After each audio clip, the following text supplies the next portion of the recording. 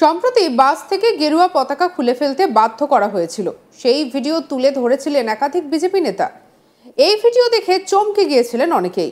প্রতিবাদ উঠেছিল বিজেপির, তবে পাল্টা বক্তব্য ছিল। আর এই ধরনের ভিডিও ছড়িয়ে দিয়ে গেরুয়া শিবির আসলে উস্কে দিতে চাইছে এমন অভিযোগও তুলেছিলেন কেউ কেউ। শনিবার গেরুয়া পতাকা দিয়ে রাস্তায় নামেন বিজেপির রাজ্য সভাপতি সুকান্ত মজুমদার। বাস দাঁড় করিয়ে গেরুয়া ধ্বজা লাগিয়ে দেন। তারপরে সুকান্ত মজুমদার নিজের ফেসবুক পেজে একটি ছবি পোস্ট করেছেন, যেখানে দেখা যাচ্ছে একজন যুবক পুলিশ ভ্যানে উঠে গেরুয়া ধ্বজ লাগাচ্ছেন। সুকান্ত মজুমদারের পোস্ট করা সে ছবি চলুন এক ঝলকে দেখে নিই।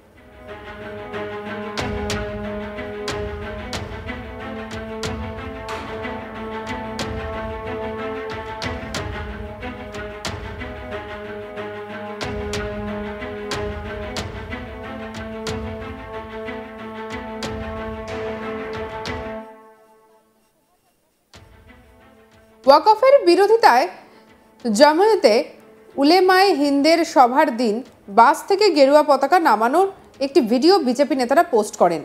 সেই ভিডিওর সত্যতা যাচাই করেনি আজ তাক বাংলা।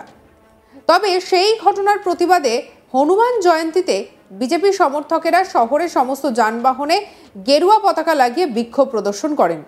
কর্মসূচির নেতৃত্ব দেন বিজেপির রাজ্য সভাপতি সুকান্ত মজুমদার। বাসে বাসে গেরুয়া পতাকা লাগালেন বিজেপি নেতারা। ধর্মতলায় গেরুয়া পতাকায় সাজানো জেসিবি নিয়ে প্রতিবাদ করেন বিজেপির কর্মী সমর্থকেরা।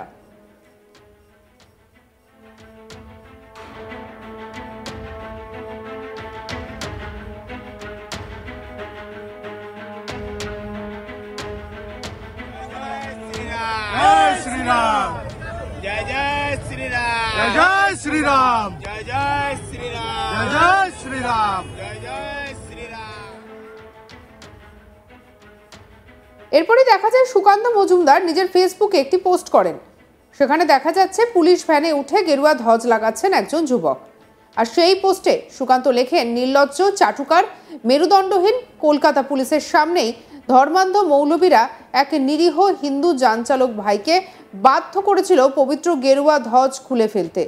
সেই অপদার্থ পুলিশের গাড়িতেই আমাদের অকুত ভয়ে হিন্দু ভাইরা ধ্বজ বন্ধন করে প্রমাণ করে দিল বাঙালি হিন্দুরা কোনো মতেই নিজের ধর্মের অবমাননা সহ্য করবে না।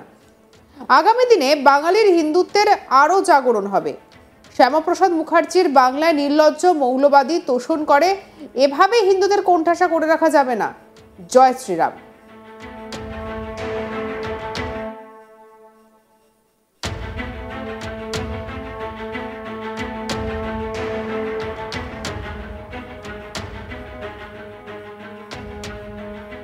গেরুয়া ধ্বজ খুলে নেওয়ার প্রতিবাদে হাইকোর্টে মামলা করেছিল বিজেপি। আর এই বিষয়ে হিন্দু সংহতির সভাপতি শান্তনু সিংহ কি বলেছেন শোনাবো আপনাদের। গতকাল যা ঘটনা ঘটেছিল আপনারা সবাই দেখেছেন। আমরা দেখলাম যে একদল মৌলবাদী এখানে এসেছে, মিছিল করেছে। গণতান্ত্রিক রাষ্ট্র মিছিল যে কেউ করতে পারে।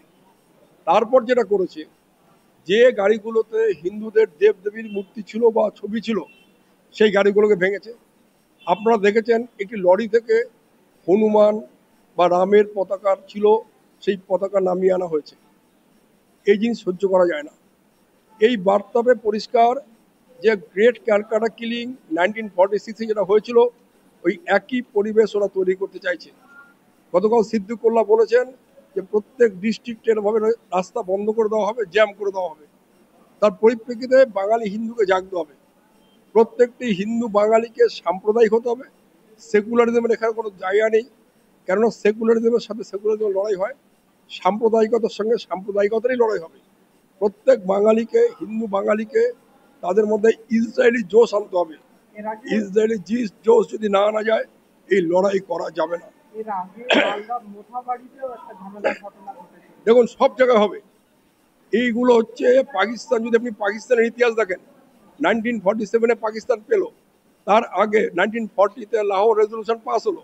1940-তে লাহোর রেজলিউশন পাস হওয়ার পর সমস্ত ভারতবর্ষে এইভাবে করা হয়েছিল। কেননা ওরা পরিষ্কার বলেছিল যে, জিন্না পরিষ্কার বলেছিল, I have pistol with me and I will use. এদের কাছে পিস্তল আছে, ওরা পিস্তল ইউজ করতে চাইছে। বাঙালি হিন্দুকে পিস্তল ইউজ করতে হবে। বাঙালি হিন্দু যদি বাঁচতে চায় তাহলে সাম্প্রদায়িকতাকেই বাঙালি হিন্দুকে আঁকড়ে ধরতে হবে, এছাড়া বাঙালি হিন্দু বাঁচতে পারবে না।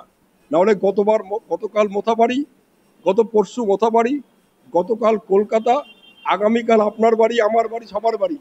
সুতরাং এখনই যদি সতর্ক না হই, সচেতন না হই, লড়াকু মানসিকতা গড়ে না তুলি, সাম্প্রদায়িক মানসিকতা গড়ে না তুলি এবং ভেতরে যদি ইসরায়েলি জোশ না আনতে পারি, তাহলে এই সাম্প্রদায়িক শক্তির সঙ্গে লড়াই করা যাবে না। কিন্তু যে কোনো গণতান্ত্রিক রাষ্ট্রে শান্তিপূর্ণ প্রতিবাদ করার অধিকার সবারই আছে। গতকালকে শান্তিপূর্ণ প্রতিবাদ হয়েছিল।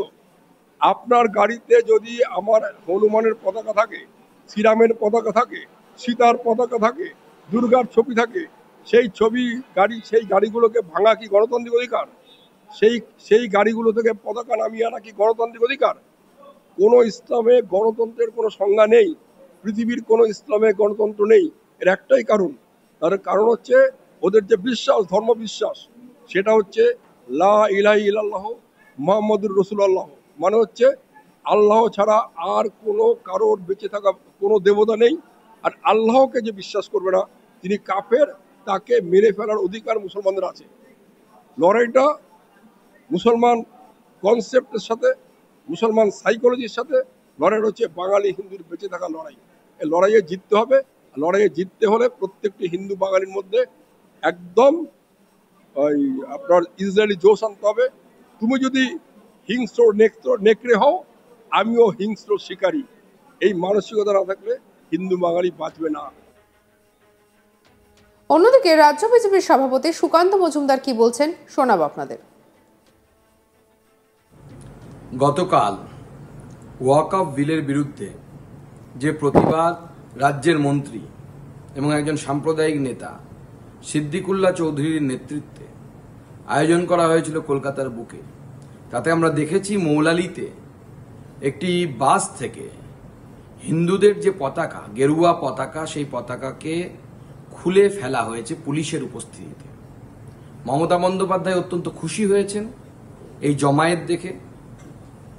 এই পতাকা খুলে ফেলা দেখেও হয়তো উনি খুব খুশি হয়ে থাকতে পারেন, কিন্তু এই পতাকা কোন রাজনৈতিক দলের পতাকা নয়। এই পতাকা সমগ্র হিন্দু সমাজ, সনাতনী সমাজের পতাকা, সমগ্র হিন্দু সমাজ এবং সনাতনী সমাজের সম্মান। তাকে সিদ্দিকুল্লাহ চৌধুরী এবং তার বাদরের দল তারা খুলে ফেলে ভুলুণ্ঠিত করার চেষ্টা করেছেন। সমগ্র সনাতনী সমাজের এই অপমানের বিরুদ্ধে, সনাতনী সমাজের সম্মানকে, সম্ভ্রমকে ভুলুণ্ঠিত করার বিরুদ্ধে আসুন আগামীকাল হনুমান জয়ন্তী উপলক্ষে আমরা সবাই প্রতিবাদ করি। সেই প্রতিবাদটা কিভাবে হবে? নিজের বাড়িতে আমরা সবাই গেরুয়া পতাকা লাগাই, যারা সনাতনী আছেন তারা প্রত্যেকে লাগায়। সঙ্গে রাখুন আজ তাক বাংলার ইউটিউব চ্যানেলকে। অন্যান্য খবরের জন্য লাইক করুন, শেয়ার করুন, সাবস্ক্রাইব করুন, হোয়াটসঅ্যাপে ফলো করতে ভুলবেন না।